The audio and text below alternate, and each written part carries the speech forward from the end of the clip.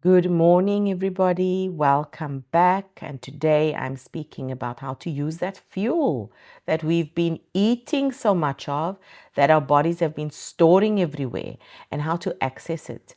So it's going to be not a short clip, a little bit longish. So bear with me. So, a few tips on how to access that store or stores, multiple stores. One, firstly, stop putting in anything extra into those stores. And if you do love carbs, eat them last.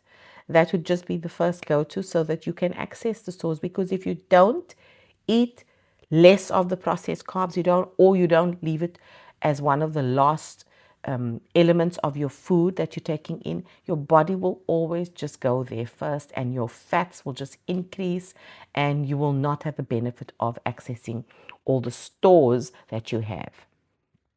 So, firstly, do you know that you can actually lose weight while sleeping or at rest? And the key here is to get your body into ketosis. And ketosis is your body's way of using the fat in your body to burn ketones, which is quite a good energy source for your whole body, brain, everything. And how do you get into ketosis? That would be fasting. So people say, oh my God, how am I going to fast? I love food. How do I fast during the day? I'm working. Actually, one trick is to incorporate sleep into the fasting window. So for me, as I'm sitting here, I have started fasting last night at 7 o'clock. I'm having black unsweetened coffee as part of helping me to burn fat in my body. Yes, it works, and that's also a little bit of research you have to do about coffee. I love me a coffee, and I am going to get into ketosis at 16 hours of fasting. I am currently at 14, going on 15 hours of fasting. I started fasting at 7 last night, so 7 and 7 is 12, so that's when I slept. So during sleep, you use energy. So if you are eating high carbs before you sleep, your body will not access your fats to burn for energy to sustain your body during sleep. So you're telling your body, no, no, no, keep the fats, leave it there. We love our fats where it is. Let it just get bigger and bigger. Let's use what I just had for tea before bedtime with a cupcake. Okay.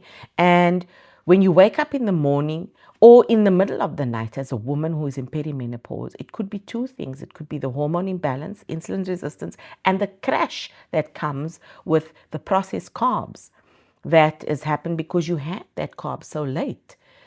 So, sleep, and very essential, is the key 7 to 9 hours of sleeping so that you can access good rest to activate the usage of fat cells during rest and to extend that fasting when you wake up. Don't eat within at least 2 hours of waking up if you can. And have water so that you can refresh your body and hydrate your body because you've slept for 8 hours or 7 hours, you never had fluids. And when you do that, you delay and you're giving something for your body to like think about, oh, there's water. Okay, let's refresh ourselves and get ready when this breakfast comes. Oh, it's not coming yet. She's up and about. Let's keep burning fats. Okay, because that's what happens during low intensity activity. For active daily living, you burn fats. And when you extend your fasting, you start to get into ketosis, which is the burning of fats. So after you've burned fats and you increase your energy usage with activity, you will get to the use of glucose. Glucose that is free in your blood system or from the liver. Remember, the liver was a store, accessed by the release of glycogen back into the body, and it turns it fast. So whatever's there, and they said there's about a 20-minute supply. So if you think you're in the gym, you're warming up, that would be your fats that you're using. You get into a bit of a higher intensity. You start burning those stores off in your fatty liver. And if there's a lot of it, of course, the liver will just give it off. And if you're in high intensity interval training, you might then access another level of energy called ATP. But while you still have all these glucose and fats around, your body will use those sources. Because if you are obese, you're probably not going to get into high interval intensity training yet. You'll get there along the way. I have not even reached there. I'm trying to get there, so that I can access all the energy sources in my body, so I can use it up, whatever's there that is extra. So you would, if you do a brisk walk, be using your fats as well as your excess glucose in your body, and that's how you burn it up. So when you do your extended fasting and go into ketosis, that is you burning up fat. Remember the fat? Yes, I'm wearing black. You can't really see the fats, the fat on the tummy. And that's what happened to me last month. Didn't lose weight. I was doing cyclical fasting. If you want to read about that or listen to a specialist in that field, Dr. Mindy Powell speaks about it. She's available on social media. And especially for women, Fast Like a Girl.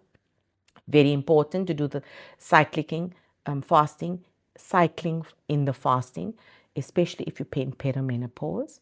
And I lost 4 cm, 4 in 1 month around my waist. So yes, to ketosis and burning fats. So from what you eat, how you store, and how you access it during activity is how you will use your fat. Now, some people will say they get up in the morning, if they don't eat, they will have the jitters. I haven't eaten, I do not get jittery. I tell you, the jitters passed, and I know what I tricked my body in doing is when I was in the keto diet. Yeah, I was on the keto diet, and I then had high protein, high fats, and that's when my body knew that was the energy source. So when you go into a high fiber, high protein diet with omega-3s,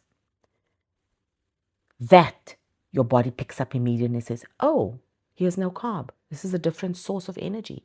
But because when you go onto these fad diets, you just stop eating, your body will have a withdrawal.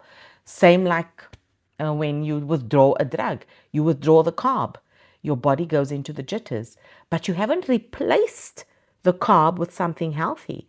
So that's the key. You don't just stop eating carbs. You actually have to increase fiber and protein and omega-3s for your body to click over and say, oh, here's a different energy source. If you don't do that, you're definitely going to have the jitters. Delay your eating for 2 hours in the morning. Extend your fasting window to 12 to 14 hours. If it's 1 hour, good enough. All right. Start with water. Then have a high protein breakfast. You will probably not start the morning with a salad, yogurt, scrambled eggs with butter or omega-3 olive oil. Very important, so that you can access those sources. But as long as you start the day with processed carbs, you will never be able to access the resource that your body has. So this is just me trying to help you along with my journey so that you can live healthier lives and be stronger for longer.